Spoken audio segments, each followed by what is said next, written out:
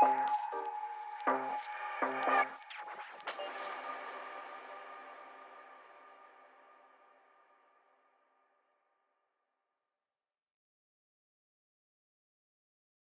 is great to be here, and thank you to everyone who's able to join. So my name is Malcolm Glenn, and I'm a senior advisor to the Health Action Alliance, as well as the founder of my own firm, MG Equity Consulting, which helps organizations really embed principles of equity in everything they do, internally and externally. And I've had the pleasure of working alongside the Health Action Alliance since its very inception, all the way back in February of 2021. And the Health Action Alliance was founded by the Ad Council, the Business Roundtable, the CDC Foundation, and the De Beaumont Foundation, as well as the Robert Wood Johnson Foundation, in partnership with the great team at Mediarite. And so I want to just say thank you to start to our founding partners, as well as thank you to the American College of Occupational and Environmental Medicine for the opportunity to share a bit more about our work today. So in case you're not fully aware of HAA's work, the Health Action Alliance is a coalition of business, communications, and public health organizations that started initially to help accelerate the response to COVID-19 and strengthen acceptance for COVID-19 vaccines. Of course, now the Alliance has evolved a bit to focus on still all of those efforts, as well as rebuilding public health and accelerating our public health response to all sorts of health issues during the pandemic and beyond. We provide companies, large and small, with free resources, training, and events that help them deliver trusted, fact-based health communications to their employees. And since our founding in February of 2021, we've helped hundreds of businesses implement COVID-19 vaccination policies that try to prioritize safety and health equity. And you can see a small selection of the organizations with whom we work on your screen now. And in my role with the Health Action Alliance, I help lead a series of efforts, from workshops to town hall events, and creating resources that make sure that businesses are taking into account the impact on underserved communities when they're making their plans. And today I'm going to share a little bit about how the Health Action Alliance is approaching this work and how we're thinking about and have historically thought about communicating around vaccines, around other areas of public health, with a particular focus on the equity implications of our communications. But I want to start by sharing a little bit of a perspective on how we got here. And it goes without saying, but it's been a devastating time since the start of the pandemic. The numbers are a little bit unclear now, as many people are testing positive for COVID via rapid at-home tests. But the CDC reports that almost 100 million people have, as of this recording, tested positive for COVID-19 in the US. And about a third of all small businesses that existed in March 2020 have closed since then. And more than 1 million Americans have lost their lives as a result of COVID, making this by far the deadliest pandemic in American history. The cost has been unprecedented in terms of the impact on people's physical health, their finances, as well as their mental health as well. But thankfully, we're in a much better place now than we were, say, 2.5 years ago. We've produced multiple safe and effective vaccines in record time. And after some challenges related to access and equity at the start of that rollout, towards the end of 2020 and the beginning of 2021, the vaccines are now pretty widely available, and they're all remarkably effective in preventing the worst COVID outcomes, particularly hospitalization and death. And a few months ago, we developed new variant-specific boosters that are highly effective, safe, and widely available to people all across the country. I just got mine back in September, and I did so simply by going to my pharmacy's website, booking an appointment online. Couldn't have been easier. But the challenge we find ourselves in is that while we have these remarkably effective tools against COVID, far too many people still aren't protected. As you can see on screen, we have made some really important progress. About 68% of US adults are fully vaccinated in their initial series, which means 2 shots of Moderna or Pfizer or 1 shot of J&J. But just slightly more than 7% of people in the US have received their Omicron-specific booster. So we still have a long way to go in terms of getting everyone boosted in regards to some of these variant-specific COVID strains out there. The numbers no longer tell the full story, though. All of these tools, including but not limited to vaccines that we have to combat COVID-19, have helped keep us safe even as infection rates have stayed a little bit higher than we'd like. And that's meant that we've started to get back to many of the things that we lost for the larger part of the last 2 years.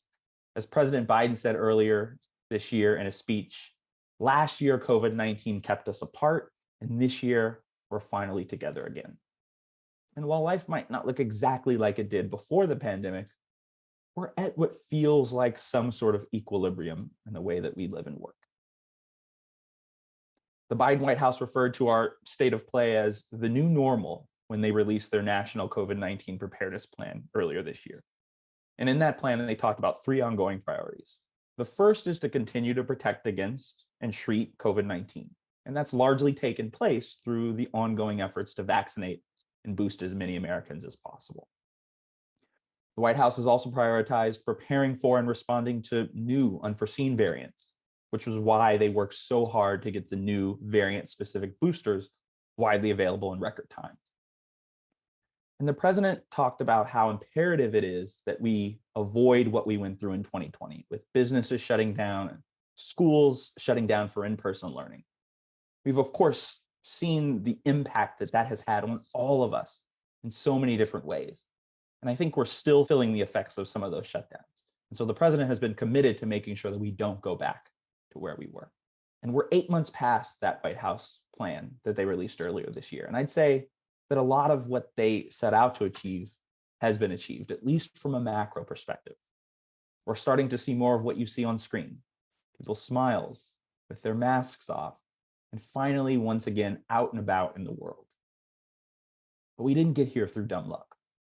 We got here through a really deliberate effort to help businesses communicate with their employees, with an emphasis on making sure that employees were being thoughtful about helping facilitate access to vaccines for everyone who works in their organization, particularly those who may have limited access or hail from historically excluded communities. Our efforts were made a lot easier by the fact that employers stepped up to the plate, and that matters because 72% of Americans say that they trust their employer more than any other institution. That's a big number. 72% trust their employer over any other institution. And 73% of Americans also responded by saying that they want to work for a company that protects its employees during the pandemic. So this is a great example of where the incentives were universally aligned for businesses to do all that they could to get those vaccine numbers up. And so I want to spend some time talking about how the Health Action Alliance has used a variety of communication strategies, not just to help businesses better help educate their employees, but how we focus those efforts on helping all communities with a particular emphasis on doubling down on how to reach historically excluded ones. So the first thing I'll note when it comes to our communications efforts is that messages about vaccine safety and efficacy work. And I want to just double down on that. Saying these messages and saying them consistently to the folks in your organization, it does move the needle. It does change perceptions. And the most frequently mentioned reason that workers said that they didn't want to get vaccinated was the feeling that the vaccines were too new or that there wasn't enough information about the long-term effects. But more than half of those in the sort of wait and see group said that they would be more likely to get vaccinated after hearing that vaccines are nearly 100% effective at preventing hospitalization and death from COVID-19. Or when they heard that scientists have been working on the technology used in these vaccines for 20 years. There's an interesting example I like to cite from how the Farm Bureau communicated with their employees. They said messages like, farmers are no strangers to vaccines. Farmers and ranchers who raise livestock, they administer them regularly to protect our animals. Agriculture pioneered the development of safe coronavirus vaccines decades ago. Shots that prevent bovine coronavirus have been available since the 1970s. And technological advances have long benefited agriculture. But the development of safe, effective COVID-19 vaccines for humans in the past couple of years have only further confirmed our already strong appreciation for science and research. That's a message that's tailored specifically to folks in the Farm Bureau, but you can imagine a version of that message that applies to all sorts of different demographics across all sorts of different areas of expertise and work and geographies. The recommendation for some populations to receive the booster shots has thrown another wrinkle into our conversations and caused some people to question the effectiveness of the original COVID-19 vaccine. But we just doubled down on our message. The vaccines are still effective and nearly 100% effective still at protecting people against serious illness or death. What boosters show is that medical experts are continuing to find ways to prolong protection through vaccines. So here are a few things that we kept in mind as we helped companies communicate with their work.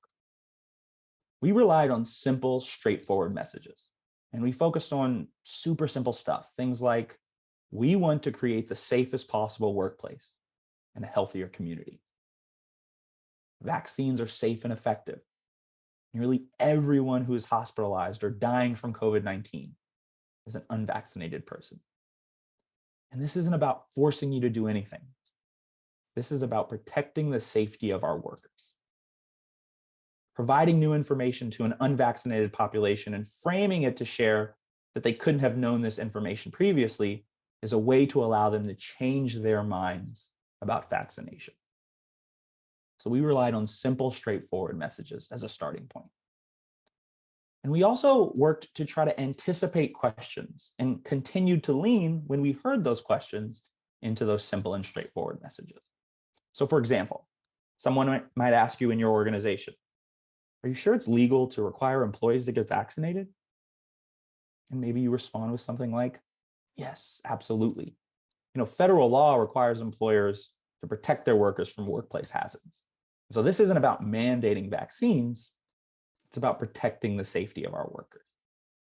It's just one in a number of example questions that employers might face, and we wanted to make sure that employers were prepared to face those questions ahead of time and ready with answers when those questions came. And above all, I think when you're making these communications, when you're talking to folks at your organization, it is important to be real, to be yourself, and to lead with empathy. And that meant acknowledging the challenges of the past 2.5 years. I want to thank our colleagues for all that they've done during this very difficult time. We've all made sacrifices, and they're all important. There's always value in sharing personal vaccination stories and why the vaccine is important to you. So for example, I was a member of phase 3 of the original Moderna vaccine trial.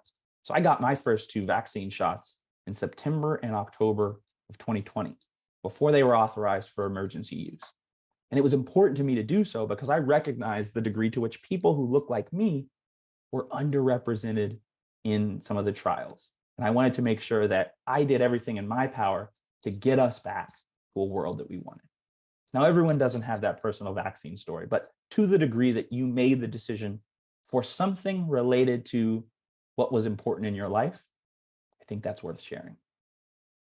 And it's also important to make sure that you feel comfortable with what you're going to say and speak from the heart. Be ready. Make sure you're not talking through someone else's talking points, and make sure you're speaking in a way that feels comfortable and natural for you.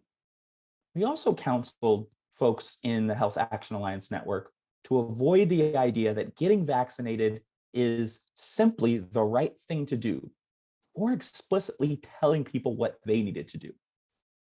Instead, we encouraged folks to share their stories of getting vaccinated, why they came to that decision. And we wanted to help our employers help their employees find their own reason for getting vaccinated. How could getting vaccinated be important to you? Was a question we saw folks ask. We wanted to keep the focus on getting the facts in order to make an informed decision. We asked folks to avoid mentioning things like moments missed, as it doesn't always resonate with as many different audiences.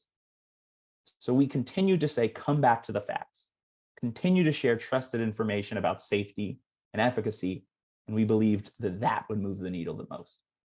And we also realized that it was not usually a good use of time to try to convince or explain the value of vaccines or boosters, right? Instead, we suggested folks say, hey, if you don't believe that this is what it really is, if you're still confused or you still have questions, when in doubt, it's not the job of the employer to disabuse folks of those uncertainties. We really encourage people to say, go talk to your doctor. They're the best and most effective and trusted source to answer questions that go beyond the scope of what an employer might feel comfortable answering themselves. And so our suggested approach in general was to start with a roadmap and not a script, to listen more than you talk and to acknowledge that it's okay to have those questions, to respond to misinformation with a truth sandwich that starts and ends with the reality while still acknowledging some of the misinformation that people might have. And as always, if folks were really stuck, we continued to encourage them to talk to their personal doctors. Here are some example messages that we used over the course of the pandemic. These vaccines are undergoing the most intensive safety monitoring in US history. Medical experts have been working on this technology for almost 30 years, and clinical trials began years ago with more participants than most other vaccines. The speed of the vaccine's development was the result of cutting red tape and bureaucracy, not cutting corners or bypassing safety precautions. COVID-19 hospitalizations and deaths have been higher per population in small towns than in larger cities. Fortunately, the vaccines are nearly 100% effective at decreasing the chance of hospitalization or death, and you can easily get one or a booster free of charge to help protect everyone around you.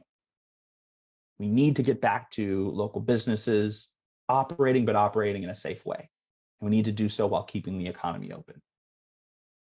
Getting vaccinated can help you protect yourself and others from getting sick. And as Americans, we've always pulled together for the benefit of our community. If you're worried about getting COVID-19, get vaccinated to protect your neighbors, your coworkers, and visitors to our community. Let's show the rest of the country how we take care of our own. So that's an example of one of the messages that we really leaned into over the course of the last 2 years. But listen, we knew that we couldn't issue standard messages that would work for every group. We saw the data throughout the pandemic around the way that COVID was affecting and disproportionately killing way more certain communities than others. And so what we did is we put together specific messaging guides for various groups. And I want to share a bit about each of those sets of messages with all of you now. Some of the resources were our own, but a lot of the resources we quickly realized were already out there, and they came from folks who already had expertise around how to communicate with folks from various communities. So with every group, we started with the facts. So I want to talk to start about how we communicated with employers so they could communicate with their African American employees. We talked about the fact that the vaccines have been studied in clinical trials with large and diverse groups of people of various ages, gender identities, races, and ethnicities, as well as folks with different medical conditions. For Black Americans, 10% of participants in the initial trials were Black. The vaccines are free to everyone, regardless of your insurance status. But in addition to the resources we prepared, we also directed folks to trusted resources already out there, including the Center for Black Health and Equity and the American Lung Association's COVID-specific report called Power and Immunity: Information for Protecting Our Bodies and Our Communities.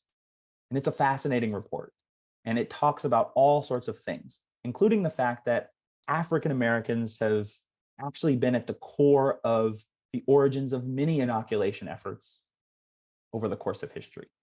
Most notably, a West African slave was responsible for introducing the concept of inoculation to the US back in 1716, over 300 years ago. Those are the examples that help inspire people to recognize this is perhaps not exactly what you think it is, and there's not just an opportunity, but perhaps a responsibility in our community to do the right thing and get vaccinated. We shared with our audiences a joint effort between the Black Coalition Against COVID and the Kaiser Family Foundation called The Conversation: Between Us, About Us. It's this really powerful and popular video series that dispelled misinformation and provided access to facts to help Black Americans get vaccinated. We shared a great set of resources that were updated throughout the pandemic from a website called blackdoctor.org, which worked in partnership with the Black Coalition Against COVID. And we were able to work alongside the Morehouse School of Medicine, which put out a really good set of PSAs about the importance of getting vaccinated, no matter your community.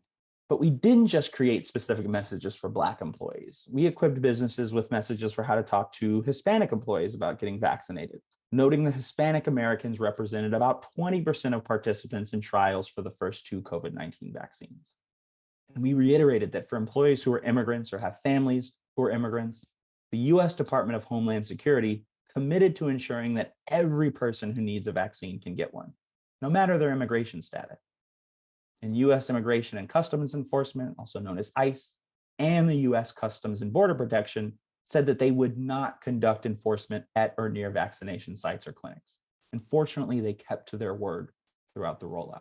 But we also worked with federal agencies to make sure that we had the most up-to-date resources in as many languages as possible and worked to translate information and make it as accessible as we could, no matter what languages employees spoke.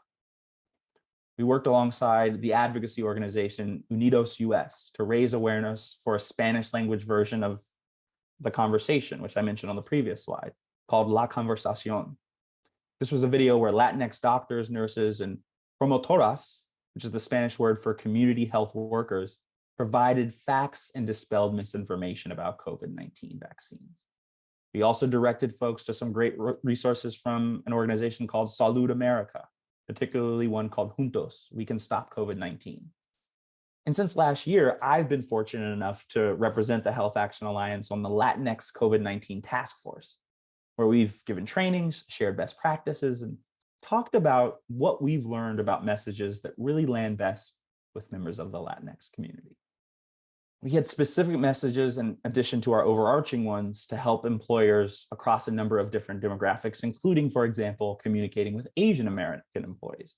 And that meant directing people to the National Asian Pacific Center on Aging's helpline, which provides information on COVID-19 vaccines, assistance in finding nearby vaccine clinics, and getting appointments in all sorts of languages, including English, Japanese, multiple different Chinese languages, Tagalog, Vietnamese, Korean, and Spanish. We also shared info from the Asian and Pacific Islander Health Forum, which is a community library with a collection of Asian American, Native Hawaiian, and Pacific Islander language resources on COVID-19. Those links were submitted by community members, leaders, and national and community-based organizations working in the AAPI communities. We received a great COVID-19 resource hub from the Association of Asian Pacific Community Health Organizations. And we also hosted workshops at the beginning of the vaccine rollout, where we talked about how companies can leverage their employee resource groups to get out information to communities who may be facing particular concerns or fears, which we know is the case, particularly in the context of the rise of some of the anti-Asian hate crimes we've seen over the course of the pandemic. But our equity efforts weren't strictly based on race. Our outreach was intended to reach all people who might be disproportionately impacted by the pandemic, including people with disabilities. I'm personally on the board of directors for the World Institute on Disability, which is among the leading global disability inclusion and advocacy organizations. And we put together a series of disability-specific resources that encompassed what governments are responsible to do to help people with disabilities in the midst of the disasters kind of like the pandemic. We also shared broadly the great resources from the American Association on Health and Disability, as well as great tips from the Center for Inclusive Design and Innovation at Georgia Tech on how to communicate with people who use American Sign Language, or what to do if you're an ASL speaker yourself, something that's particularly challenging in an era of masks and limited opportunities to lip read. And we also pointed people to a great set of accessible resources dispelling some of the rumors about the disability community in various conditions. That came from the Center for Dignity in Healthcare for People with Disabilities. And finally, our vaccine-related communications weren't just focused on who you are, but where you are. We saw many of the vaccine numbers lag within rural communities, so we worked with a number of organizations to help close those gaps. We partnered with the Rural America Chamber of Commerce to create a vaccine checklist for rural employees, which was a set of simple steps to make it easier for folks to get vaccinated if issues of access or politics were perhaps more significant for them. We also partnered with the National Rural Health Association, as well as the COVID Collaborative and the Ad Council, to create a toolkit to help rural employees, small business owners, and public sector employees share vaccine facts. The Ad Council has been a wonderful collaborator on all of this work, as evidenced by their great rural community education toolkit that we also shared with folks in our network. And back in 2021, we even hosted a national rural business summit that was specifically focused on how to reach rural communities with experts with lived experience chiming in on the most effective messages to raise some of those numbers amongst folks in rural communities. And so we've talked a little bit about how we messaged what we said and how we messaged in particular to a handful of communities with unique concerns. And so I want to sum this up by saying that in addition to everything that I've talked about thus far, I'll just end by saying that each of those examples was an indication of how we've really tried at the Health Action Alliance to prioritize two things in all of our vaccine-related communications. We really prioritize the messages because the messages matter for everyone. As we talked about before, having that roadmap, really acknowledging people's questions, using that truth sandwich, that matters. That helps really bolster your message. When in doubt, rely on simple, straightforward messages. Anticipate those questions ahead of time and lean when in doubt on those simple messages as you continue to work to be real, to be yourself, and to lead with empathy.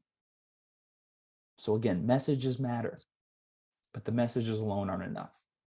Community engagement is paramount to achieving equity in any communications campaign, especially one as fraught and as important as the one to fight back against a global pandemic. We were aware enough to know that we didn't always have the expertise, and we've never stopped seeking out that expertise of trusted partners from the communities in question. There's a great saying from the disability community that I think really applies here. Nothing about us without us. And we really tried to take that heart as we developed communications to help folks from those communities. We couldn't do it alone. We needed to make sure that those communities were part of the process too. And I think that's helped us equip businesses with as many tools as they can to get as many people as possible vaccinated against COVID-19. We have some really expert communicators at the Health Action Alliance, but we, again, can't do it alone. And so that's our ongoing goal, to forge partnerships alongside other experts in order to continue to create a stronger, healthier future for everyone in America. It started with COVID-19, but it's going to go well beyond the context of this pandemic in particular. And so with that, I will just say thank you. And I'll also note that everything I've talked about, every resource that I've mentioned, is available on our website at healthaction.org. You can also follow us on social media. Our handle is @healthaction. And with that, I just want to say thank you all for tuning in. And I hope you found today's information helpful. And thank you for everything that you all do in your continued fight to educate the world on the importance of vaccines. And so once again, my name is Malcolm Glenn. I really appreciate you all tuning in today, and I hope we can find ways to collaborate together. And so if you're interested, feel free to reach out at hello@healthaction.org. And I just want to say thank you again. I appreciate the work that all of you do. Thank you so much. And thank you so much, Mr. Glenn. That was unbelievable. We really, truly appreciate it. Your tips for communication were invaluable. Everybody in the comments has absolutely loved what you had to say. So first, how do you explain the facts are moving targets regarding all aspects of this disease, vaccination, other prevention strategies, treatments? A fact today, maybe not be a fact next week. To Matthew's question, it's a really good one. We tried to be as upfront as possible about how things were changing over the course of the pandemic. We were at an advantage because the Health Action Alliance didn't come together until February 2021. So that was well into the pandemic effort when there was a much better understanding of the evolving nature of COVID. And we were hyper-focused in those early stages around vaccine deployment. So our understanding of COVID was pretty advanced, but of course, we still did have to pivot a number of times. We had to pivot when there were reports that the J&J vaccine was potentially causing blood clots. We had to, of course, pivot when Omicron and other variants proved to be more vaccine resistant. So what it really came down to was we just did our very best to be as honest and upfront about what we knew and what we didn't know. The idea being that people would take us more seriously as a trusted source if we admitted when we didn't know something. And so we continued to lean on what we knew at the time. And when in doubt, we said, consult with your doctor, consult with trusted folks from the medical field, because they're the ones that can give you the most up-to-date information. We also made sure that, quite frankly, when we even did feel super confident, we just acknowledged this stuff is changing. Be sure to be aware. Be sure to consult with us when information evolves, because we don't want to tell you that we're definitive around something when we're not. So we just acknowledged what we knew and what we didn't know. And that tended to at least help people better understand, hey, things are evolving and that's okay. So the next question comment, the balance between vaccine safety and efficacy and preparedness plan applied to the need to vaccinate the herd as a part of the collective response and constraints in the hesitancy model. And it may be that response to the COVID virus recent point mutation rate in convalescent serum could be another consideration, while symptomatic infection remains the primary determinant for furlough from work. So I'm not sure if you can comment on that. Yeah, I see the question. Yeah. I'll just comment based on my understanding of what's being said. I think we did have challenges, kind of getting into this last point in the question, right? Symptomatic infection remains the primary determinant for furlough from work. This kind of gets at this notion of how do businesses construct policies around what constitutes folks getting time off or not? You know, are they symptomatic? Are they not symptomatic? Do they do regular testing? We encouraged a more aggressive approach most of the time throughout the pandemic for businesses to test frequently, to give folks time off, irrespective of whether they were showing symptoms if they tested positive.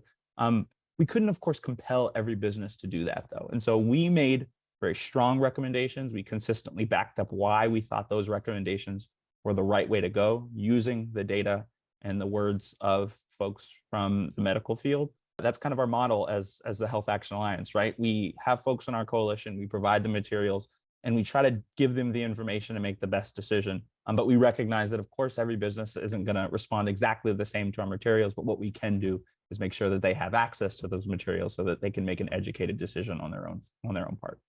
Great, thank you. The next question, does the Health Action Alliance do any global work? If so, could you please talk a little about this? So it's a great question. Most of HAA's formal work is focused on the United States. So we're focused on kind of the American business community and the American populace. And we largely focused our vaccine outreach to all of the different sort of American or American adjacent communities. But some of our work does tend to kind of overlap with global partners. And what we did over the course of the pandemic is we took great ideas from our global partners, and we were absolutely willing to share our ideas with folks outside the States as well. So, of course, my work on the World Institute on Disability, which I alluded to, but we also were a part of coalitions that were global in nature. So we participated in a number of efforts and engagements with the Pandemic Action Network, which is a very, I think, helpful, in our respect at least, global organization that was thinking about all of the different cultural differences and challenges, not just around communicating around vaccines, but around vaccine access in the first place, which, as we know, has not at all been equitable in terms of its global distribution. So for right now, formally, we are focused on the American populace, but we are always open to partnerships, potential engagements, and certainly the sharing of tools and best practices with folks outside of the United States. And all I'll also say is that remains to be seen whether we continue to be an American-focused entity in totality. That's probably going to be the case, say, for the next year, but stay tuned. I think that could always evolve. And I think our funders are always open to us starting to work with folks outside the States as well. Great, thank you. And the last one that's currently in the Q&A, Google was tremendously helpful in disseminating timely health information during the pandemic, but it was also a major vehicle for false and harmful information. I am certainly a free speech advocate. What more can be done to better call out false news coming from people with questionable titles wearing white coats who sounded very believable? This was one of the biggest issues I've dealt with in trying to help people understand the importance of vaccines. Need to be better ready for this in the future. Yeah, John, it's a great question, and it is particularly salient to me. My former employer, one of my former employers is Google. And of course, I was working in large part over the course of the last couple of years to help communicate around real trusted information. And a lot of the platform companies did facilitate, I think, challenging situations where folks were sharing things that weren't true. What we really defaulted to and where we came back consistently is, if you have any open questions, we're not here to just abuse you of the things that you're seeing on Google or other social platforms. But the number one most trusted source is your doctor, your personal doctor, your personal medical folks in your life. And so unless you're hearing it directly from people who you know and you trust and who have your best interest in mind, your personal interest, then we just said, don't pay attention, even when there was good information on those platforms, because it's too hard for an individual person to sift through it themselves. And so we regularly just sort of banged the drum on the fact that when in doubt, or even when not in doubt, go back to those trusted sources.